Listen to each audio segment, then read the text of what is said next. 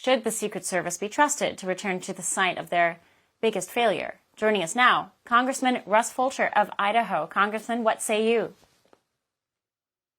Well, I'm glad that he's going back to Butler. You don't want to be intimidated. Let's just hope that he's got the right security this time and the Secret Service is continuing to do their job, hopefully a little bit more thorough from here on. Well, we certainly have a list of new leadership and new people, new faces, but I think that's the hope that we all have. Every time we look at Trump's take the stage now, it's unfortunate, but as a people, we now have to wonder this. We now have to wonder who's lurking out there to try and take this man down again. And it raises some very scary questions about the integrity of our institutions. What are you hearing on the Hill from your colleagues who are on that assassination task force? Lots of concern out here, Congressman, about how some very major questions about that incident are just going to kind of fade away as we get distracted with other stories. What do you say about that? Well, unfortunately, I think we can expect more violence because that's the environment that we are all working and living in. The question with the Secret Service has to do with, do we have the right people? Do we have enough of the right people? And you may have seen where Congress just passed legislation to increase the funding for more Secret Service dollars, and that's a typical government response. We normally throw money at the problem. Sometimes it helps, sometimes it doesn't. But I think in this case, we have to ask some other questions.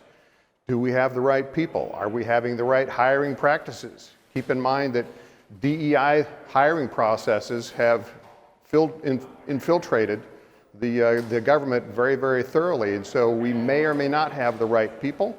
And quite frankly, can we trust them all? And I'm not talking about the rank and file members and workers in the agency, but right. There are questions about the leadership of that agency. They have not been extremely forthcoming with Congress. They continue to be not so open with their conversations when we try to do oversight. So there's a lot of questions yet to be answered by the Secret Service and the agencies in general. No, there is. And again, it goes back to it necessarily raises these fears from the American people that our core institutions are somewhat compromised either by incompetence, sheer incompetence, or it's compromised by other factors, which is, that's a whole other conversation. You were one of the first lawmakers to suggest President Trump use private security. I've spoken to a few people about this at this point, and many people have different takes on how that would actually work. Now, I know you may not know how that might actually work, but technically, is it possible for the Secret Service to work in tandem with private security if President Trump were to secure that?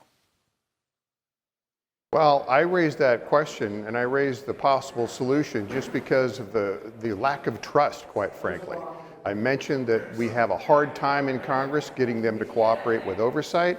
And so I bring up the issue of the possible private security, and people say, well, but the Secret Service, they're the best trained. Well, really?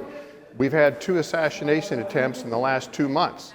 And so I don't know if that's necessarily the case. And if I'm President Trump and one of the biggest obstacles I have to moving forward towards an election is simply staying alive, I want to look at all my options. I would like to think that professionals could work together in that regard. It might increase the amount of trust and confidence that the president has if some of that was private.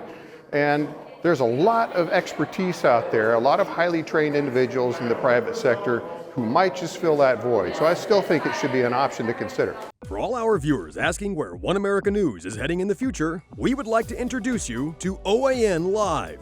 OAN Live is the best way to stay up to date on all of the hard-hitting, straight-shooting, national and international headlines. And the best part is, OAN Live is only $4.99 per month.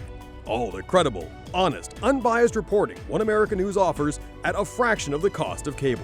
Just go to OANN.com to easily sign up for OAN Live and stay informed.